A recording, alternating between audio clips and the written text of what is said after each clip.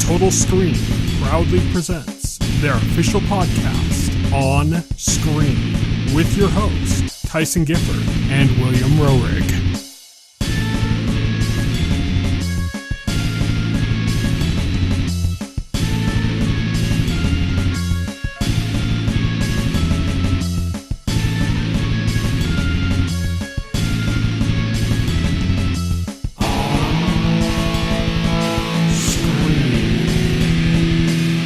Hello, everybody, and welcome to On Screen, the official podcast of the Total Screen. My name is Tyson. My name is Will. And today, well, we needed to pick a movie or something to talk about. Last week, we had a huge list of candidates of things that we could talk about. And we were going over the list going, what can we do next week? And at a certain point, Will just said, Fackham Hall. And I said, okay. So this week, we're going to be talking about Fackham Hall. I said fuck them all. Oh. Well, this week, we're going to be talking about Fackham Hall. Also, we have our On Beat segment where we've got 4 news stories and 4 trailers to go over, and we've got our On the Horizon segment, which is where we're going to start now.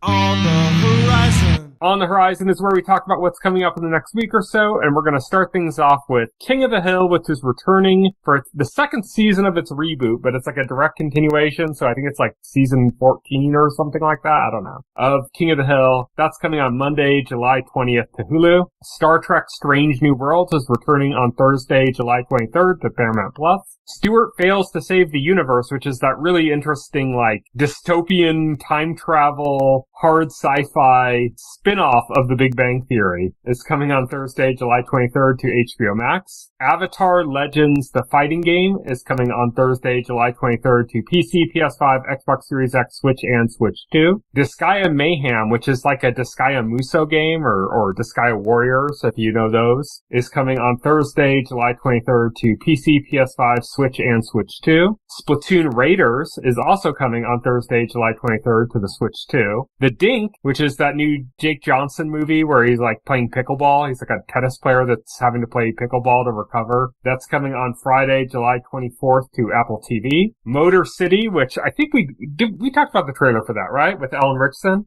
I believe so, yeah.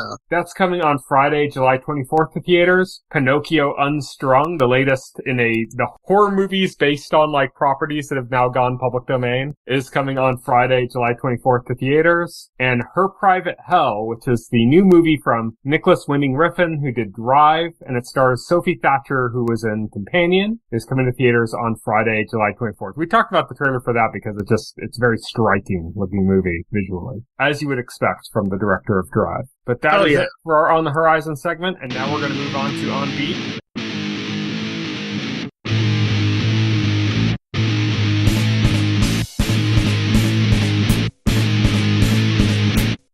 On Beat.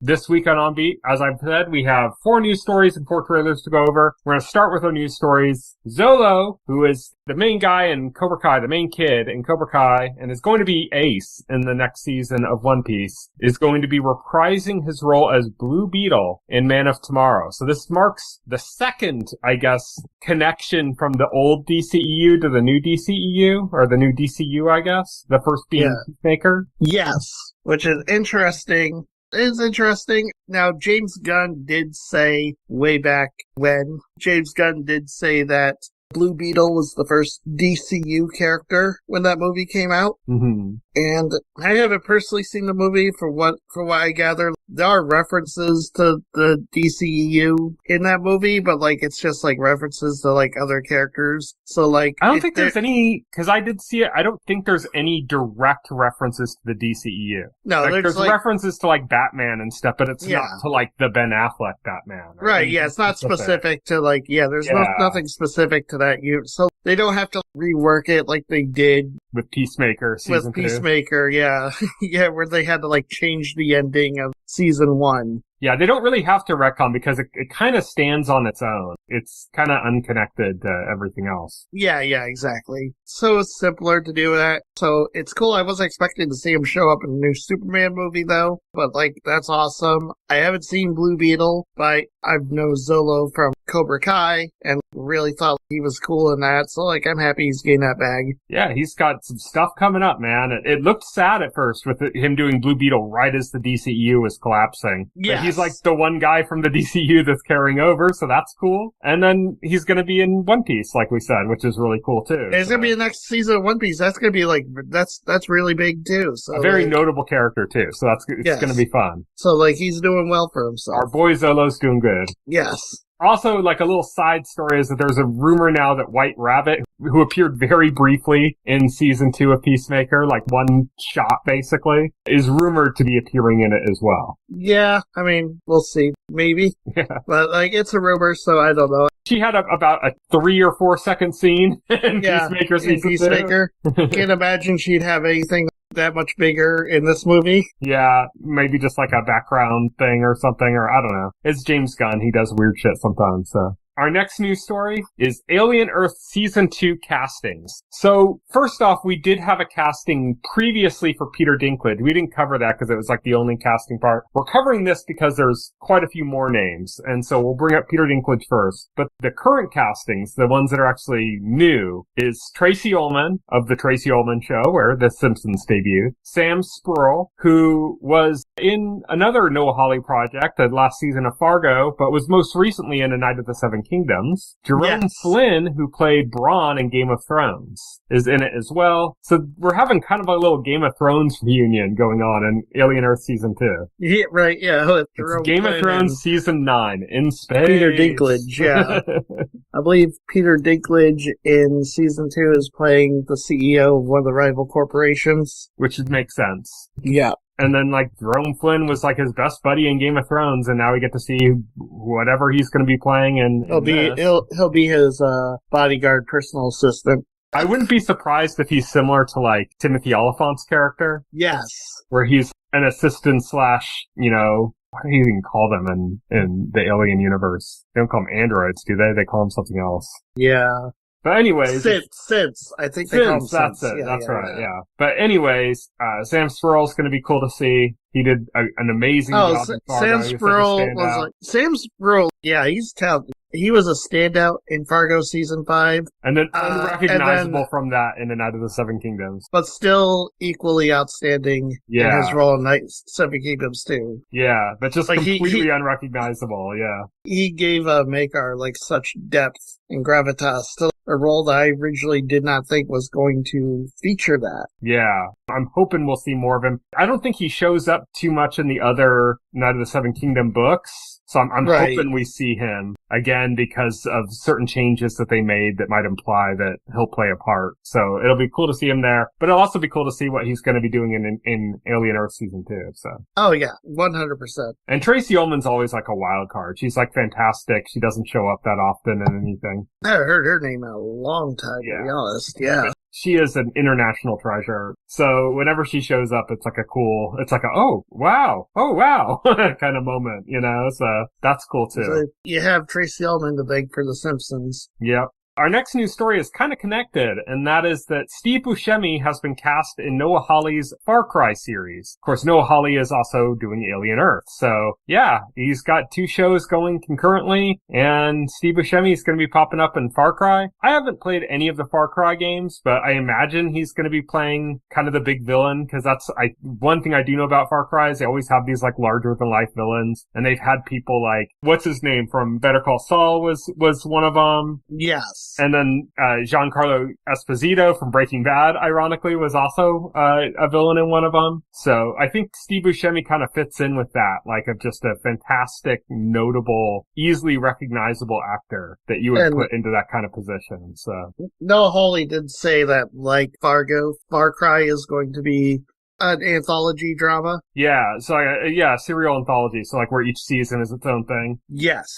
So it's not going to be like Alien Earth and Legion where like they're continuing the same story. Mm-hmm. I'm happy to have more Noah Hawley stuff. Yes, me too. Yeah. And then our last news story is that Michael Waldron, who is the writer for Loki and also for Doctor Strange 2, is going to be developing an MCU movie for Nova. The only thing I know about Nova is that he's connected to the Nova Corps, which was in the first Guardians movie. Yes. So that's all I know about him. Right, Isn't he like another, or like, should say, I think I've heard he's another one of the various, like, Superman parallels or something? I don't think he's like, he's got Superman parallel abilities, like flight and strength and all that kind of stuff, too.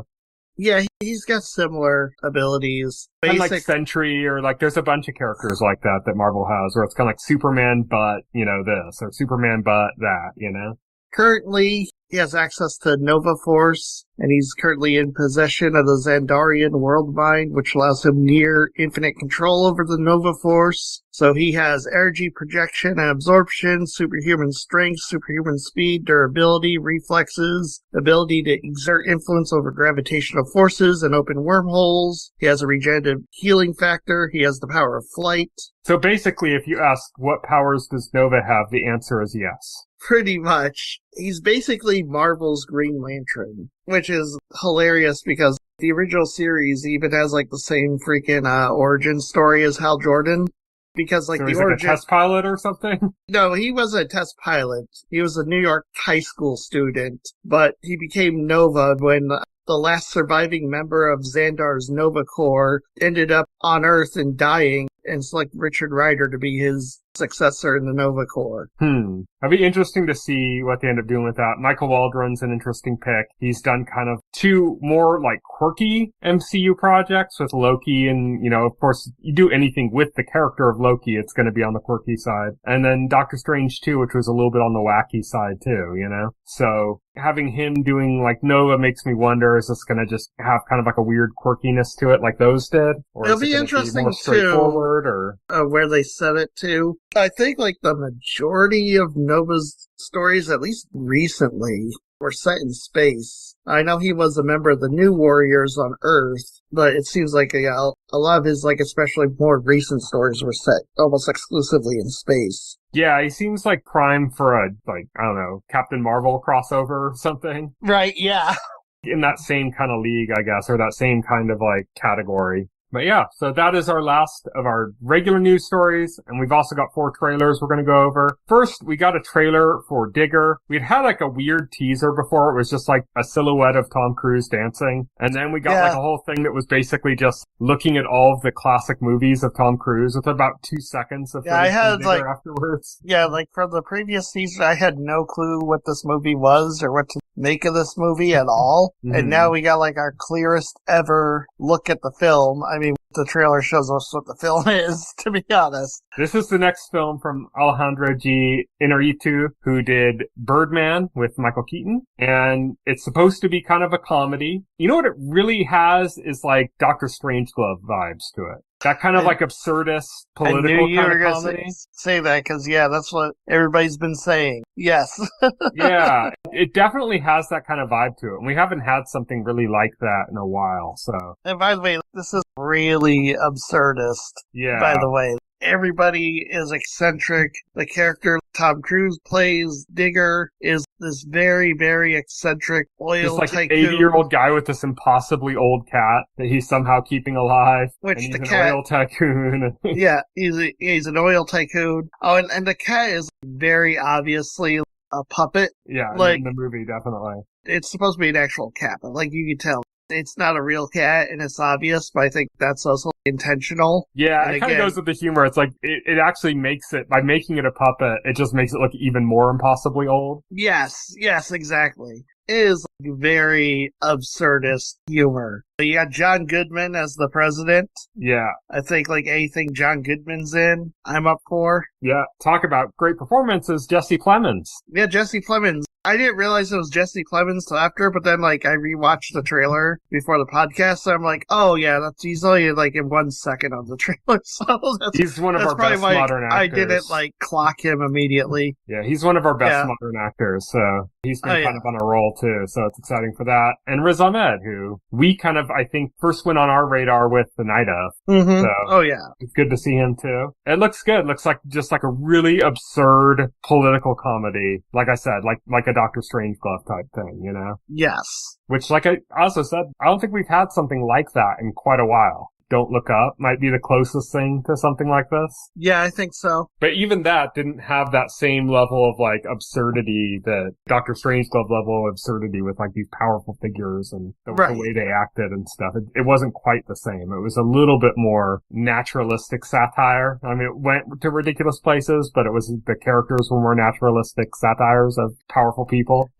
Oh, for sure. But Digger looks good. We got a trailer for I Play Rocky, which is a movie that's basically about Sylvester Stallone writing and trying his hardest to be the star of Rocky and basically having to fight a system that really just didn't want him in the role. They liked his script but didn't want him, and it's kind of it's a really famous Hollywood story, and we're getting a movie about it. We're getting a movie. First of all, this trailer blew me away. The actor they got to play Sylvester Stallone, which I don't know this person. I've never seen this person in anything, but he does in an incredible Sylvester Stallone impression. Yeah, it makes you think like he might be like the next Austin Butler. Right. Austin Butler kind of blew up doing the same kind of thing with Elvis, you know? With Elvis, yeah. And what's so interesting about this story is the story itself, the real life story getting this movie made, mirrors the story of the movie. Yeah. It's an kind of underdog story, yeah. Yeah. Underdog story of like this guy coming out of nowhere and fighting against impossible odds to achieve his dreams. Mm-hmm. And he comes out on top. Yeah, in the trailer they even use like the score from Rocky and it just fits like perfectly because it's basically the same story. Yeah, it's basically the same story, yeah. The other interesting thing to talk about with this movie is that it's being directed by Peter Farrelly of the Farrelly Brothers, who did like There's Something About Mary and Kingpin. And you can go in like the 90s and like Dumb and Dumber, yeah. They had they were like on a tear in the 90s. But this is a very different kind of movie. Yeah, this is not a Farrelly Brothers. I did not peg this as like being a Farrelly Brothers movie, even though like it's one of the brothers. I guess now we're in the era of like the brother duos are broken up. Yeah, so we're just the Farrelly Brothers. Yeah, so we're just getting movies from like one half of them now. Yeah, we're gonna have to break up. The Wachowski sisters are gonna be broken up soon. They already were. Like the last Matrix movie was only one of them. Oh, that's right. And then we have the brothers now that are doing Uncut Gems and stuff. The Safdie brothers. Yeah, so they're gonna have to be next. Yeah, they're gonna have to be next. Our next trailer is for Mayday. This is the new Ryan Reynolds movie. Also stars Kenneth Branagh, and it's from the writers, directors of Dungeons & Dragons Honor Among Thieves, the most recent Dungeons & Dragons movie, which was the only time that Dungeons & Dragons has been properly adapted. And was a really fun movie. We talked about it on the podcast, and we both liked it. So, yeah, I'm excited to see anything from these guys. I'm sad it's not another Dungeons & Dragons, but that movie just did not succeed, so that pipe dream is gone. But yeah, Ryan Reynolds is always great. Kenneth Branagh's playing a very different type of role than I think we've ever seen him play before. And it's got this whole kind of 1980s Soviet Russia and American obsession. Like that's like what the story's about. Like it's about this guy in Russia who's obsessed with America, wants to be American basically. And he encounters Ryan Reynolds, who's like a pilot who gets ejected and lost behind enemy lines in Russia. And he's basically helping him because he's obsessed with America. Oh yeah, it looks great. It looks hilarious. Kenneth Branagh is having the time of his life just doing a comedy. Yeah, putting on a Russian accent and also getting a bit of an action star in it too. Right, yeah. It's the kind of thing only Ryan Reynolds can help put together. Mm-hmm. So only Ryan Reynolds can get Kenneth Branagh to come do Ryan this. Reynolds is playing Ryan Reynolds. Yes, pretty much. There's nothing complicated going on with his part. Yeah. And then it looks like a fun movie. The last trailer we got is going to be a name you're going to be hearing a lot when the Oscars roll around, and that is The Mongoose. This is just pure cinema at its finest. Liam Neeson returning to his roots in his best type of role, his aging action star role. He's so aged that they just put him in a car the whole movie. I love this because I'm like, oh, it's an action movie. We're like, oh, he's just driving. This is like the Fast and the Furious, but it's Liam Neeson, and he's the only one driving. So basically, Liam Neeson said, I'll do an action movie if I only have to sit down for the entirety of it. Yeah, pretty much. The director of the movie is like a former stunt performer. That's like a big thing that's been happening ever since John Wick, and we'd had David Leitch and all these people that came from the world of stunts and then kind of started going into directing. So this is another stuntman turned director handling this, and he got Liam Neeson, Marissa Tomei, Ving Rhames, Michael Chiklis, probably all people he's worked with in the world of stunts. But it's just kind of funny because it's just Liam Neeson sitting in a car for the whole movie, apparently. But he stands up in like one scene. Yeah, pretty much. And the rest of it, he's just driving. So yeah, I think it's kind of funny from that perspective. It's the kind of thing that I think I watched a Liam Neeson movie in theaters a couple of years ago. That was like another kind of ridiculous action movie that he was in. That was similar in the sense that like a lot of it, he was just sitting down or in a car or something in that movie too. But it was like entertaining in like a weird way, like in an unintentional way, like some of the Jason Statham movies have been, you know? So I think this is going to be a watch for me, but a watch under the assumption that it's not going to be a good movie. Right, yes. I'll be shocked if it is, but yeah, I don't think so. Yeah. It's one of like the movies Liam Neeson, you ask him and he's just kind of like, you know, do that like rubbing paper motion. Yeah. Like, what do you want to do this movie? And he just rubs his index finger against his thumb a few times. He'll be like, I haven't seen the film, but the house it bought was fantastic. Pretty much. But that is it for our On Beat segment. And now we're going to move on to our final segment, full spoilers.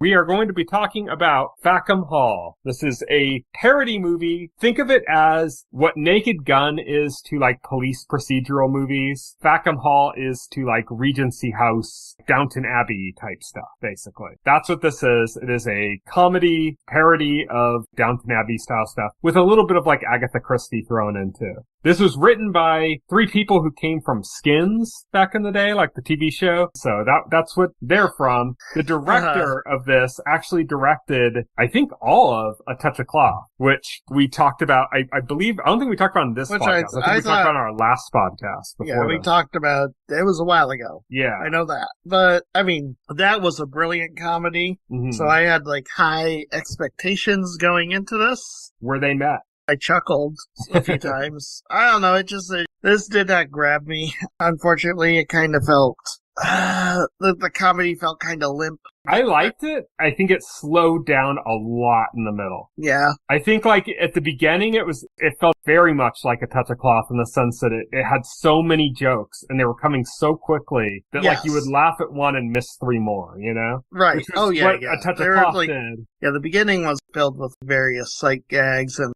there's just tons of them, tons of little jokes here and there and stuff. And then it, like, in the middle of the movie, it's like they suddenly said, well, you know, we really should, like, finish this story. Yes.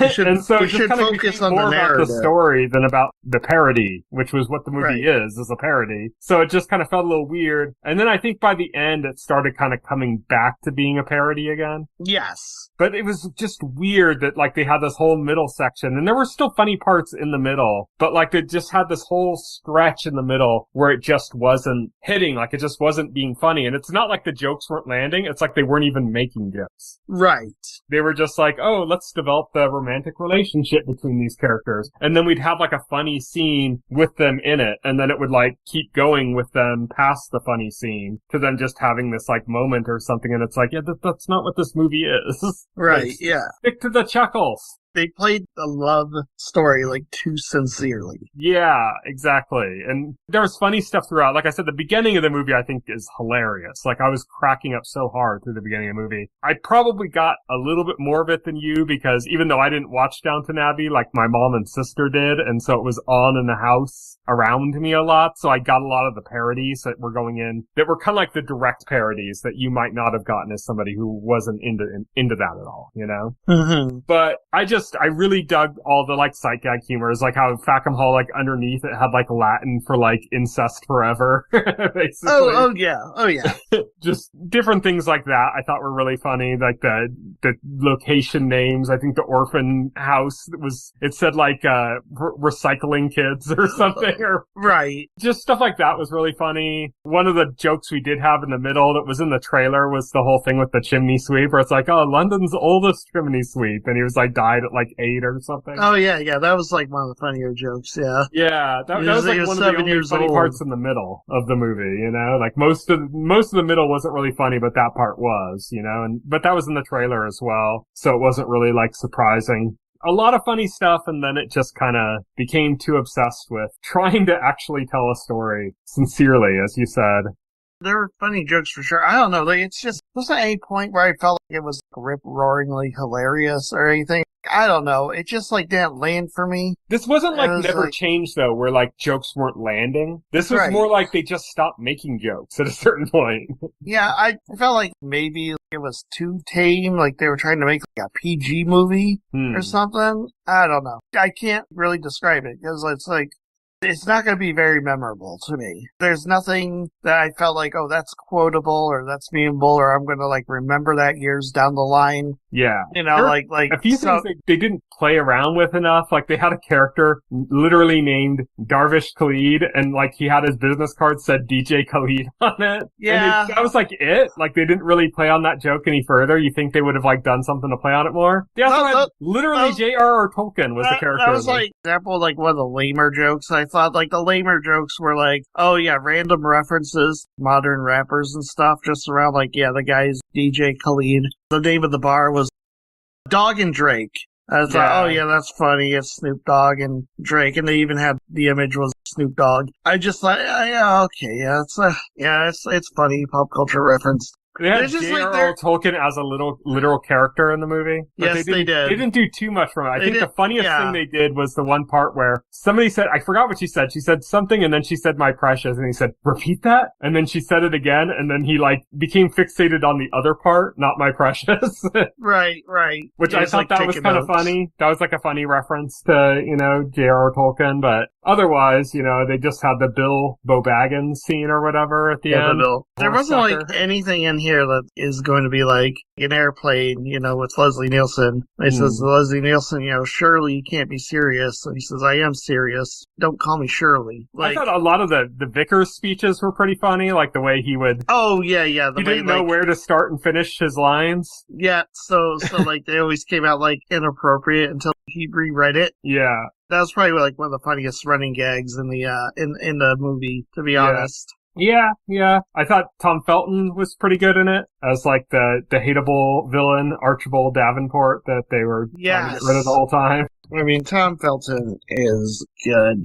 I keep seeing Tom Felton in things and going, he is so familiar. I've seen him before. And then it's like, oh yeah, he was Draco Malfoy in the Harry Potter movies. Yeah. Which is funny because, like, I did not watch any of the Harry Potter movies. You just got that from the trailers, so, like, I just got that from, like, I got that from, like, the fact that Draco Malfoy in that movie is obviously posted all over the place. Mm-hmm. But, like, every time I see him, I'm like, God, man, I know this guy. You probably recognize him more from the Flash. Guy. Because you watched The Flash when he was on that. What season of Flash was he even on? He's on a few seasons of it. He came in, I think, in, like, season 3, I don't even remember him being on that show. Yeah, he had a role in that show. He was on it for, like, a couple seasons, I think. Huh. But, yeah. But, yeah, like, every time I see him, I'm like, oh, man. And it's like, oh, yeah.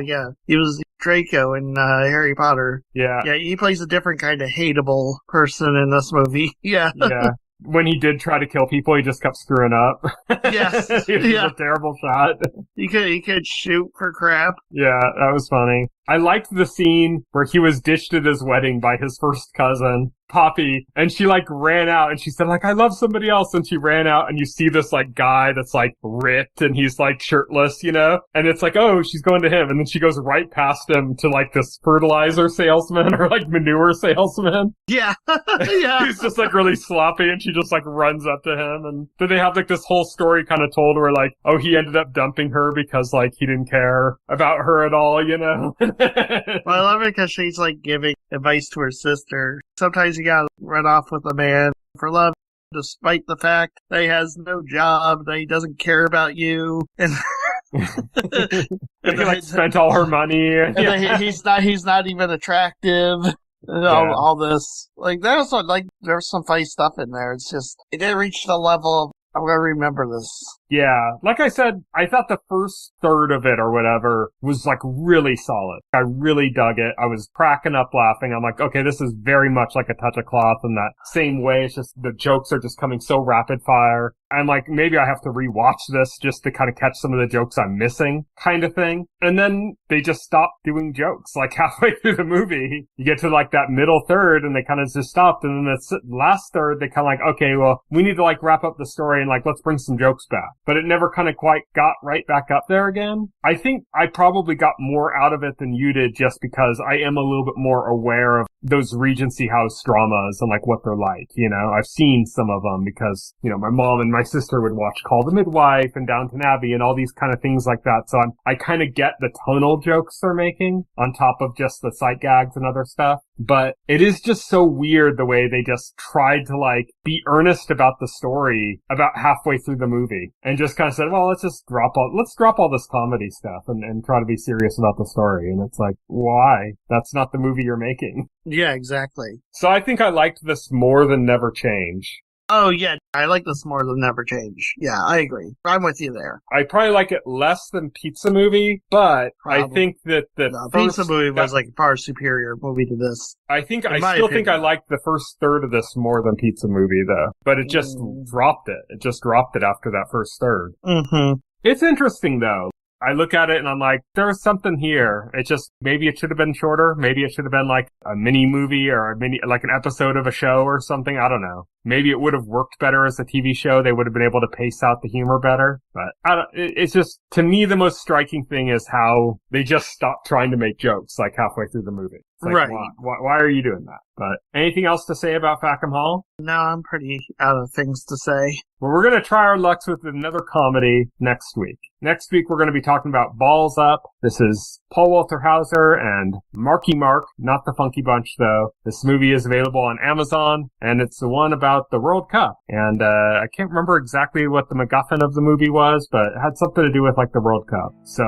we're going to check that out next week. So until then, you can follow me on Twitter and Blue Sky. I'm at Tyson Gifford. You can follow Will on those platforms. He is at Foxel Hero. You can check out our website, thetotalscreen.blogspot.com. If you go to our website and open up a container story for any of our podcast episodes and scroll down to the bottom paragraph, you'll see all the links to our SoundCloud page, our RSS feed, all that stuff. You can also find a link to our YouTube channel where you can get the entire backlog of our podcast as well as additional content that we've made throughout the years. And you can subscribe to our podcast through your favorite podcast line of choice like Apple Podcasts or Pocket Casts. Thank you everybody for listening. Good night. Good night. Thank you for listening to the OnScreen podcast, the official podcast of The Total Screen. Visit our website at thetotalscreen.com. This podcast can be found on any major podcast client, including Pocket Cast and Apple Podcast. The entire backlog of this podcast and other content can be found on our YouTube channel.